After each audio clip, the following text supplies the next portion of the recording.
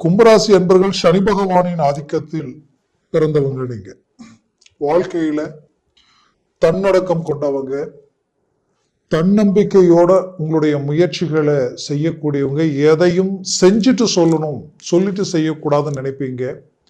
உங்களை பத்தி நீங்க பெருமையா பேச மாட்டீங்க, மற்றவங்க உங்களை பெருமையா பேச வைப்பீங்க, பேசணும்னு நினைப்பீங்க. அது மட்டும் இல்லாம உங்களுடைய முயற்சிகள் எதுலையுமே மற்றவங்களை காயப்படுத்தாம, உங்களுடைய வார்த்தைகள் கூட அடுத்தவங்களை கஷ்டப்படுத்தாம ஒவ்வொரு மேனேஜ்மெண்ட்டையும் பண்ணுவீங்க. இன்னைக்கு வரைக்கும் உங்களால நன்மை அடைஞ்சவங்க, நலன் அடைஞ்சவங்க தான் இருப்பாங்களே தவிர கெட்டவங்களும் பாதிக்கப்பட்டவங்களும் இங்க இல்லை.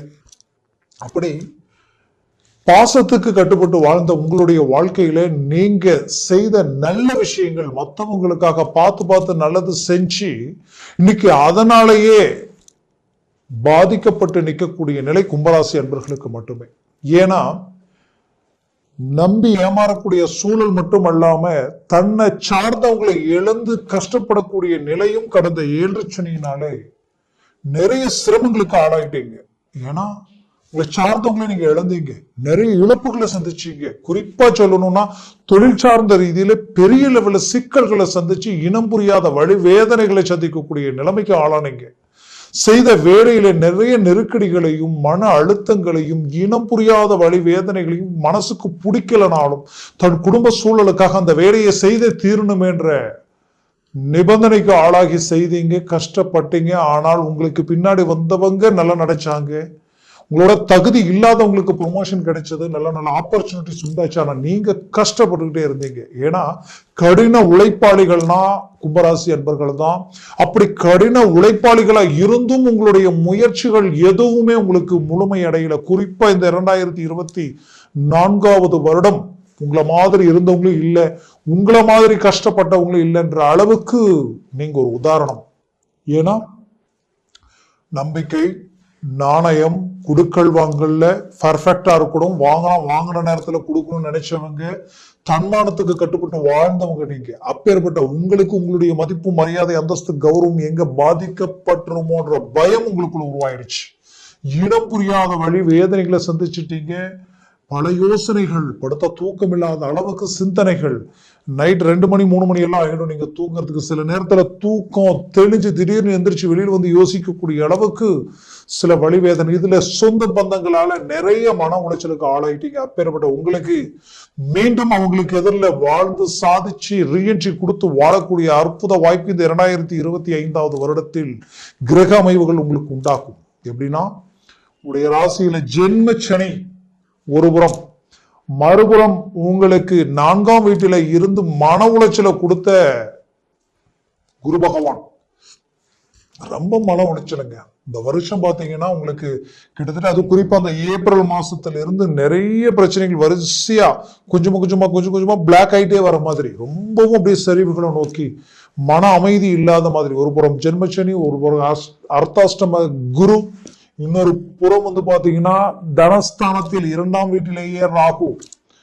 குடும்பஸ்தானத்துல ராகு இருந்தா எப்படிங்க இருக்கும்? குடும்பத்துல தேவையில்லாத பிரச்சனைகள், குழப்பங்கள், உங்களுடைய பிள்ளைகள் உங்களுடைய பேச்சு கேட்காம அவங்களுடைய அதாவது கூடா நட்பு, தேவையில்லாத பிரச்சனைகள், அவங்க ஒரு முடிவு எடுத்து அந்த முடிவை நோக்கி அவங்க பயணம் பண்ணக்கூடிய நிலைமை உருவானா அது எவ்வளவு பெரிய வழி வேதனைகள். கணவன் மனைவிக்குள்ள மிஸ் அண்டர்ஸ்டாண்டிங், நீ என்ன சொல்றது நான் என்ன கேட்கறதுன்ற அளவுக்கெல்லாம் பாதிப்புகள்.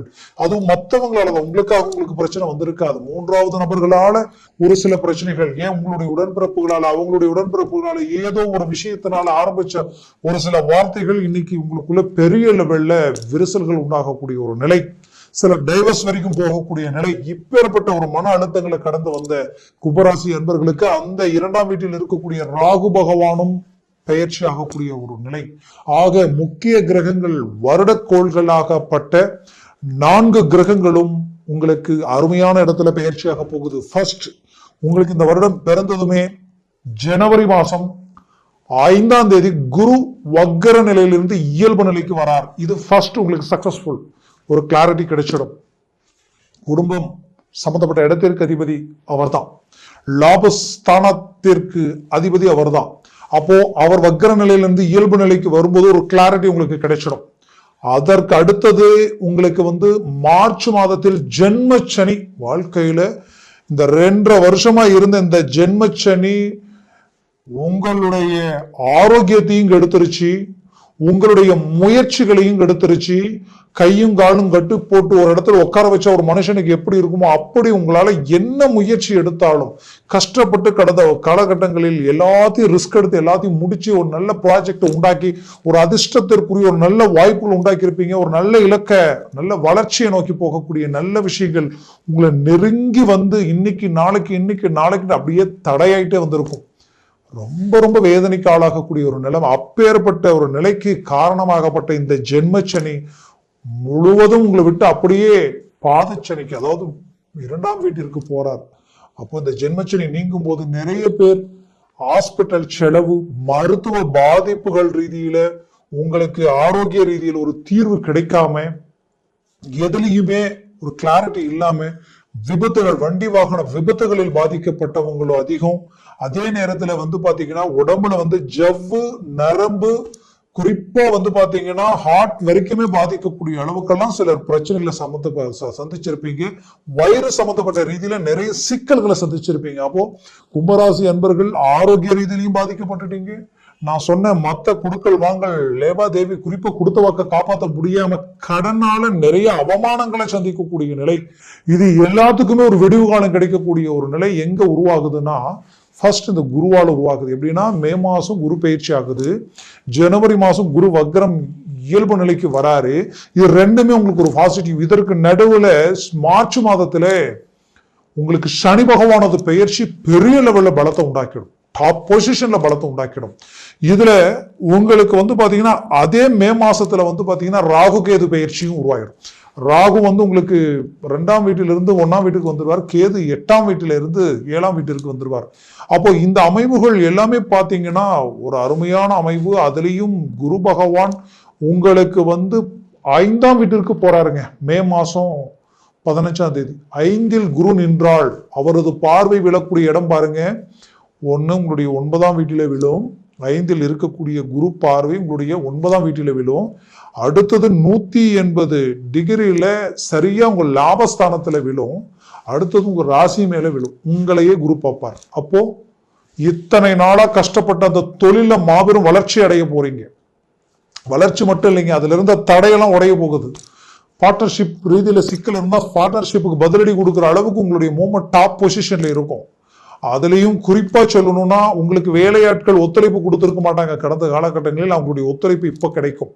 உங்களுடைய வேகம் அதிகரிக்கும். ஒரு இடத்துல இருந்து இன்னும் 4 இடத்துல உங்களுடைய பிரான்ச் தொடங்கி ஒரு அடுத்த இடத்துக்கு போகக்கூடிய வாய்ப்புகள் உங்களுக்கு கிடைக்கும். தொழில உங்களுடைய வளர்ச்சி, உங்களுடைய கடன் சுமைகள், வரவு செலவு, கொடுக்கல் வாங்கல் எல்லா விதத்திலையும் ஒரு கிளாரிட்டி கிடைச்சிடும். பெரிய லெவல்ல உங்களுக்கு உண்டான ப்ராப்பர்ட்டி உருவாக்கிடுவீங்க.